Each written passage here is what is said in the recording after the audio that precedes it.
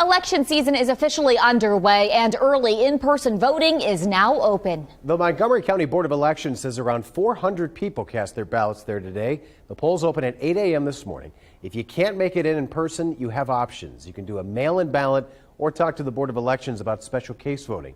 This November, there are more than 30 issues on the ballot, so the director of the BOE hopes voters will show up in big numbers. In this particular election, we have a lot of statewides, the governor's race, Secretary of State, Treasurer, the auditor's race, as well as congressional seats and the statewide U.S. Senate seat. You also have, depending on your community, you have state representatives and your state senator seats. A lot of different positions to be filled, all important to the voter. In Montgomery County alone, there are 144 polling locations. All voters will receive a postcard in the mail with your polling location and other information to make sure you understand who you're voting for. And Ohio Secretary of State Frank LaRose stopping by the Montgomery County Board of Elections this afternoon. He met with the board's election officials as early voting was getting underway. He says Ohio has gotten really good at early voting. I think that Ohio does this better than any other state. I think that we continuously provide an example of how to do it well. It's kind of intuitive why. Ohio's been in the national spotlight for 2 decades, and we've gotten good at this. We've got professional, dedicated elections administrators that work at each county. People are concerned about the security and convenience of early voting. LaRose launched the state's new election integrity system Monday, and election officials say your ballot is secure.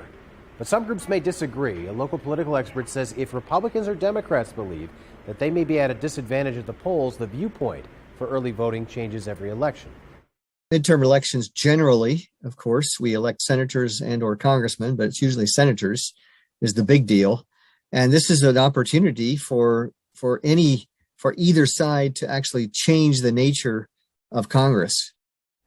Clausen went on to say that early voting helps poll workers with tallying ballots at the end of the term, too. And coming up tonight at 10 and 11, Claire Fay speaks to voting experts to answer all of those early voting concerns.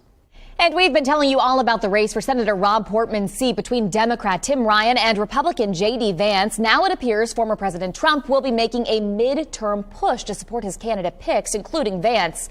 Tom Bosco digs into millions of dollars reportedly set to be spent over the next few weeks. In the Republican primary for the U.S. Senate seat, it's pretty well accepted that the endorsement of former President Donald Trump put J.D. Vance over the top, and then he won the primary. Could that happen again in the general election? And this time the endorsement would come more in the form of Trump-backed Political Action Committee money. The Trump-backed MAGA Incorporated set to buy hundreds of thousands of dollars in ads to support Trump candidates, including J.D. Vance. One Ohio State University political expert says the Trump effort could help. Television advertising, I think, is important. And it's particularly important for that small slice of the electorate that hasn't really decided yet. Interesting to note that the campaign for Democrat Tim Ryan has outraised J.D. Vance and his campaign. Vance will get more outside money. Ryan not getting as much outside money from Democratic political action committees. Guys, back to you. Tom, thanks. And as election season continues, we have resources to try to make it easy for you. We've been speaking exclusively with candidates as they travel through our area. Plus, we have tips on what you can expect at the polls themselves. To find all of our election coverage, just head to Dayton247now.com. Click on the Beyond the Podium heading. It's in the News tab. And just into our newsroom tonight, the state of Ohio has now appealed the Hamilton County Common Pleas Court's preliminary injunction of the heartbeat bill. Now that means they're fighting back against Judge Christian Jenkins' ruling that halted the Ohio law banning abortions as soon as a heartbeat is detected. The judge put that injunction into place while a lawsuit challenging the constitutionality of that law went through the courts. All right, if you were outside today, you probably noticed it felt pretty warm. However, a cool down, it sounds like, is on its way, Natalie. Yeah, and with that, we have some showers finally pushing their way in. We could use a little bit of rain. We have some of that activity popping up on our radar this evening. Light shower activity, heaviest rain, thunderstorm activity has been further to our southeast. But let's take a look at where we do have some light rainfall. Crossing over 75 just east of Sydney now, some light rain there. Same thing with Troy, have some light rainfall. Mercer County, you're about to get A heavier area of rain pushing its way into your region, and we'll continue to monitor for some showers, some gusty winds through the evening as well as this front does make its way into the area. You could already see it's a little cooler to our northwest, 68 in Richmond, 68 Greenville, still sitting at 73 in Dayton, which is above normal for this time of the year. And then for the overnight hours, we're going to continue to see those showers, scattered showers around. Some spots I think are going to drop into the 40s overnight, but overall plan on lows dropping to around 50 degrees with those falling temperatures through the evening. Westerly wind 5 to 10 miles per hour. But coming up, I am talking about not just that rain in the forecast tonight, but even chillier conditions moving in by next week. I'll time it out for you in just a bit. Natalie, thanks so much. Happening right now, a nationwide call for artists. The 8-4 Memorial Committee is looking for a team to create a public memorial honoring the victims of the 2019 Oregon District mass shooting. Mamie Ba spoke with members of that committee. She is live now in the Oregon District. And Mamie, where are they saying that this memorial will be located? Well, it'll be somewhere here on 5th Street in the Oregon District. Now, we do know that right now at this time, the committee is looking for someone who can capture the city's bravery and create a safe space. The most important thing about creating this permanent memorial is that it gives us an opportunity to honor those that we've lost and have it be a place of healing and where people can connect with their, with others. Mamie, so how can those who are interested get involved in this? Well, the committee is looking for artists, architects, and engineers, anyone with a creative mind to really apply and get involved. Now, you can head to Dayton247now.com for the submission details and just click on this story under top stories. Now, coming up at 10:30, we'll be hearing from Oregon District mass shooting survivor Greene, his thoughts on this memorial and the call for local artists. And we'll also be giving you a timeline on when the committee says this work will be complete. Back to you. Mamie, thank you. One of the most controversial resolutions ever to go before the Ohio State Board of Education is being voted on right now. It's called the Resolution to Support Parents, Schools, and Districts in Rejecting Harmful, Coercive, and Burdensome Gender Identity Policies. It calls biological sex a scientific and unchangeable fact, says that a male has a reproductive system toward impregnation and that a female has a reproductive system for conceiving and bearing children, and says sex at birth identifies an unchangeable fact. Opponents say it severely restricts LGBTQIA+ students' rights. Our biggest concern is that local districts are going to see it as a go-ahead to force teachers to be harmful to students, to make hostile teaching environments that aren't going to be safe for kids all across Ohio. So coming up tonight at 10 and 11, Bryn Caswell will share the final decision on this and how local districts feel and the impact this legislation would have here locally as well.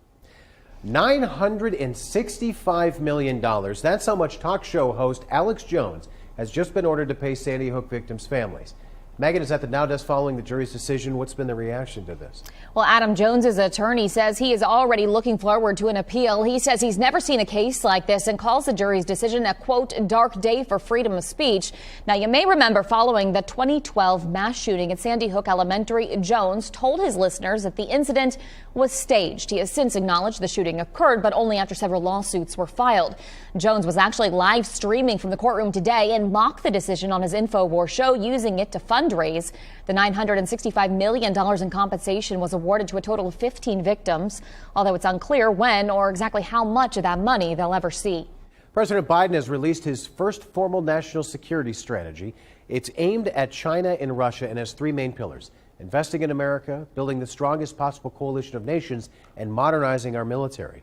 The president calling out China for its intent to reshape the international order and singles out Russia for posing an immediate threat to the free and open international system.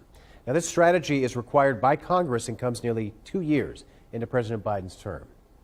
The CDC now signing off on COVID boosters for kids as young as 5. Earlier today, the FDA expanded the shot's emergency use authorization to include kids ages 5 and up. The updated booster targets the original COVID strain and the Omicron subvariants. Pfizer's updated booster was authorized today for kids ages 5 to 11 and Moderna's for ages 6 to 17. The shots have already been authorized for people above those age ranges. October is Breast Cancer Awareness Month, and a local breast cancer survivor is being rewarded for how she's changing lives. People who know Sean Egbert describe her as a real-life hero and a light here in our community. Egbert works with the Pink Ribbon Girls as a transportation specialist. That organization provides meals, transportation, house cleaning, and peer support to breast cancer or gynecological patients, all for free. Egbert is a breast cancer survivor herself, and while she's lost her sister and father within the last year, she still makes sure that local patients know they are not alone. That's why the Jeff Schmidt Auto Group has named her the third finalist for their 2022 Jeff's Heroes Initiative. Egbert now wins $5,000 with a chance to win a free car and an additional $10K in cash at the end of the year. So if there's someone in the community you think deserves a chance to win too, you can nominate them right now. Nominations are open until November 15th. You can submit your hero nomination at jeffdeals.com and click on Jeff's Heroes in the top left corner. Well, as Breast Cancer Awareness Month continues, the Kettering Health Foundation is raising money for its Women's Wellness Fund, which provides breast imaging services and other women's cancer care to uninsured or underserved women here in our community, all for free. This Friday, the Kettering Health Foundation is hosting its 20th annual Ribbon of Hope Luncheon. The keynote speaker is going to be TV host and author Joan London, and I'm honored to help MC that event. Tickets are still available if you want to join us this Friday from 10:30 to 1 p.m. at the Sinclair Ponit Center. And you can still sign up to register or sponsor the event or even donate to the Women's Wellness Fund. We have all the forms linked on the web story of Dayton247now.com. Just search for Ribbon of Hope. New video shown to the jury in the Gurpreet Singh murder trial. What that video shows about the emotions that day from Singh and police. And if you like to travel, the world's largest coffee chain is now going to help you earn miles. Up next, learn how you can use the new Delta and Starbucks partnership to your advantage. Plus, tracking a cold front making its way in. I'll let you know how cool we'll get behind the front coming up. You're watching Dayton 24/7 now.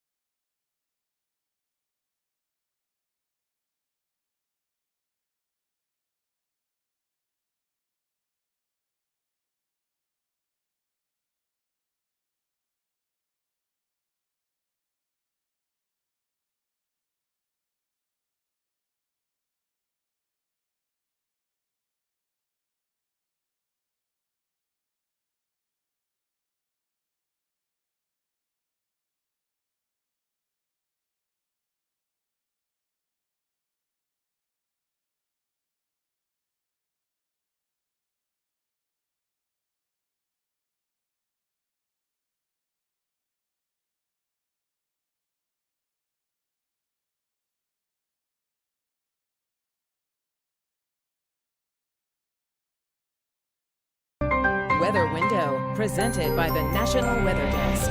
Rare morning October thunderstorms rumbled through Cedar Rapids, Iowa, and our meteorologists got it on video. It had been almost a month since the area got any considerable rain. We talk about rude awakenings. The same overall weather system brought severe weather to the south. Look at the intensity of this hailstorm near Galion in western Alabama. For more content like this, follow the National Weather Desk on Instagram.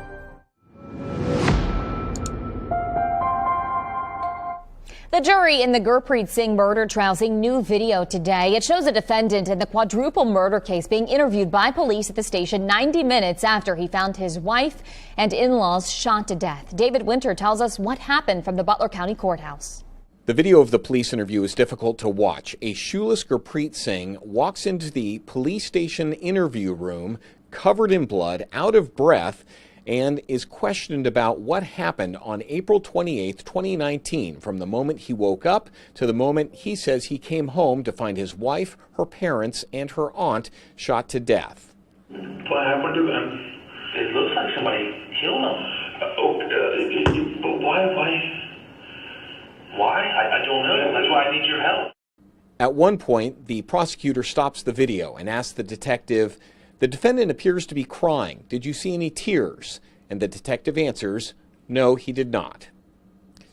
In Hamilton, this is David Winter. Now back to you. Well, some showers making their way into the Miami Valley this evening as a cold front pushes through. We really could use the rain at this point, so we're going to take whatever we can get. Notice heavier rain. Thunderstorm activity has been down to our southeast. We had a couple of severe thunderstorm warnings for southern Ohio and into West Virginia.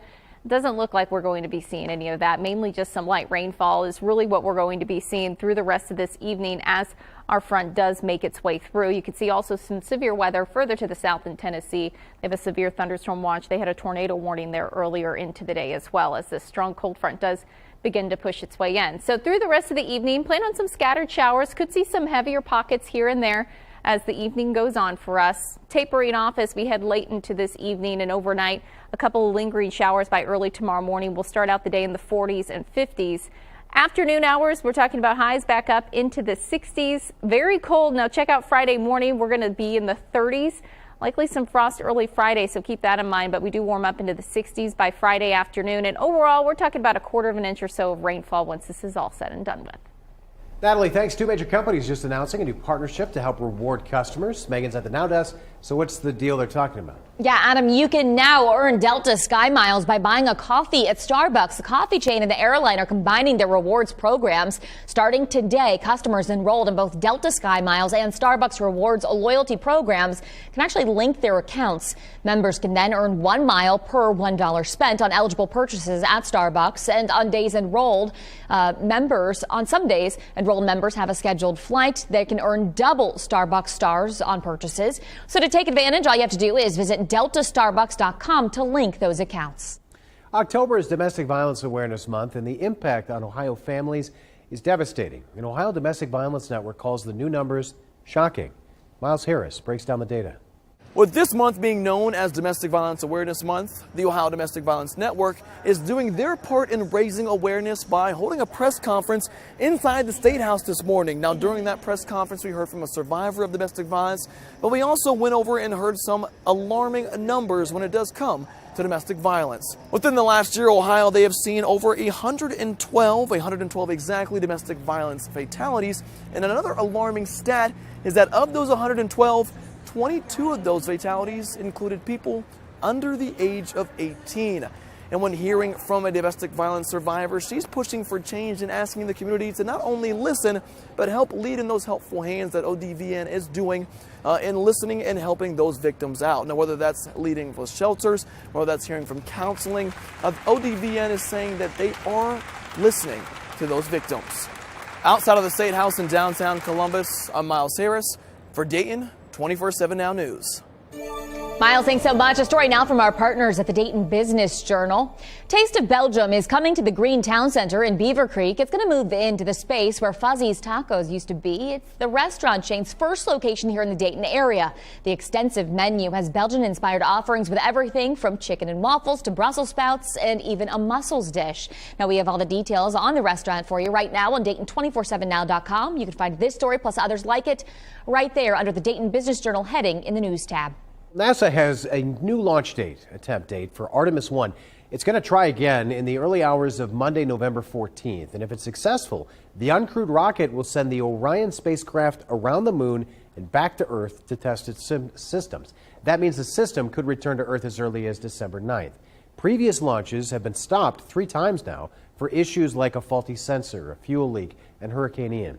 Now, the mission is the start of a program that aims to return people to the moon for the first time in half a century. A live look from our Kettering Health Skycam tonight. It looks quiet out there right now, Natalie, but changes are coming. That's right. We got a cold front making its way in, so some showers around the area are to be expected through the rest of the evening, and then that cooler air does begin to take over. So we've seen some nice 70s the past few days, back down into the 60s tomorrow. We're talking lower 60s on Thursday, Friday back in the mid 60s, climbing back up into the upper 60s on Saturday, and then another cold front slides in. And in fact, by the start of next week, we're talking about some pretty chilly air, some of the coldest air so far of the season arriving as we start off next week. We're talking Monday into Tuesday timeframe. In fact, some places may not make it out of the 40s as we head into our Tuesday. It's looking pretty chilly. So below normal temperatures. This is the temperature outlook from the Climate Prediction Center from October 18th to 22nd, indicating below normal temperatures really right over our area and for the East Coast. We are talking about 15, maybe 20 degrees below normal as we check into next week. So plan on some chilly weather. Sweaters certainly going to be necessary. I'm going to talk about that, plus what we're expecting as far as those fall colors go, with a look at that 7-day coming up in just a bit. Natalie, thanks. Well, it's feeling more and more like fall, and what better way to celebrate than participating in a festive bar crawl? Still ahead, we'll tell you more about the Dayton Zombie Crawl. You're watching Dayton 24/7 now.